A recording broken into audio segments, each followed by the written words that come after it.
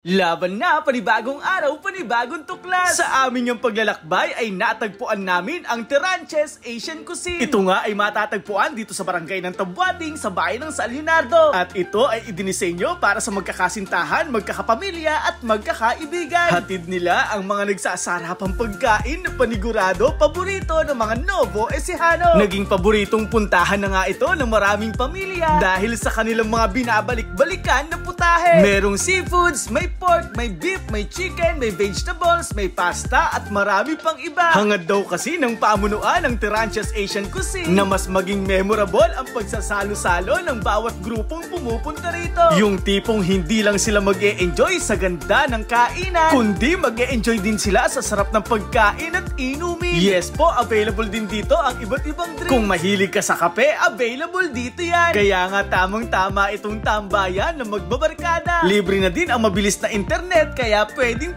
tambayan. At heto na nga, susubukan na namin ng mga sisiw ang kanilang mga pangunahing putahe rito. Grabe, napakaganda ng paligid, kaya panigurado mare-relax kayo. Hindi mahirap hanapin ang Tiranches Asian Cuisine dahil tabing highway lang ito. Kaya nga, bakit ka palalayo kung meron na ditong maganda, malinis at masarap na restaurant?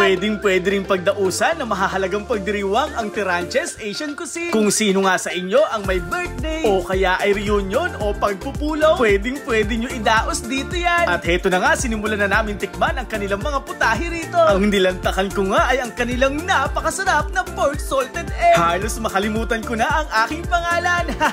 Ito namang si Ting, ang tinikman ay ang kanilang ipinagmamalaking ribeye steak. Grabe, itsura pa lang parang mamahalin na. Pero magugulat kayo sa presyo niya dahil talaga nga namang abot kaya. Sumunod namang sumabak ay itong si Elliot. Kanina pa nga raw siya natatakam sa manok, kaya ang kanyang sinubukan ay ang napakasarap na buffalo wings. At eto na nga ang isa sa mga bestsellers ng Tiranches Asian Cuisine, ang kanilang ipinagmamalaking seafood mukbang. Ito nga raw ay sinangkapan nila ng pagmamahal dahil mahal nila ang lahat ng customer dito. At eto nga si Tupeng na paborito ang taho. Hindi nga rin daw niya maipaliwanag ang dahilan kung bakit gustong-gusto niya ng taho. Basta ang sigurado nga lang daw ay hindi siya pihikan sa mga pagkain. Kaya nga itong hipon pati yung balat kinain.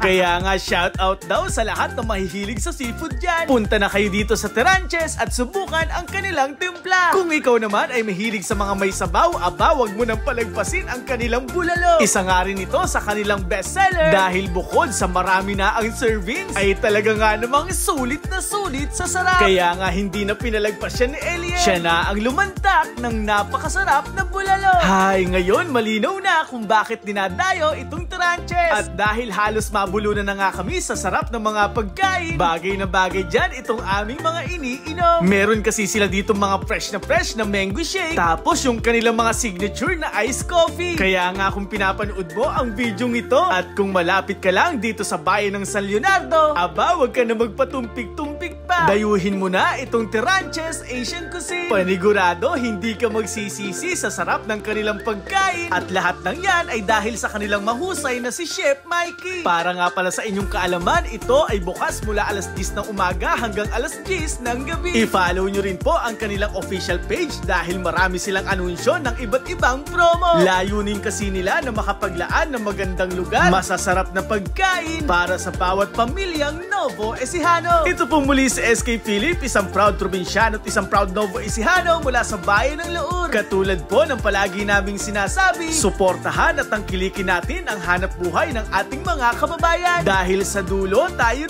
rin ang magtutulungan. Big shoutout naman po kay Spencer na siyang operation manager ng Tiranches. Gayon na rin po kay Francis na kanilang assistant manager. Sa mga staff na si Yuki, si Jacob, si Gabriel, si AJ, si Kuya Jerry at si Kuya Henry. Lalong-lalo na sa may-ari na si Dr. Terry Peña. Hangad po namin ang mas marami pang customer ang dumating sa inyo. Maraming salamat sa pagsama sa muli. Paalam, ingat and God bless. Laban na!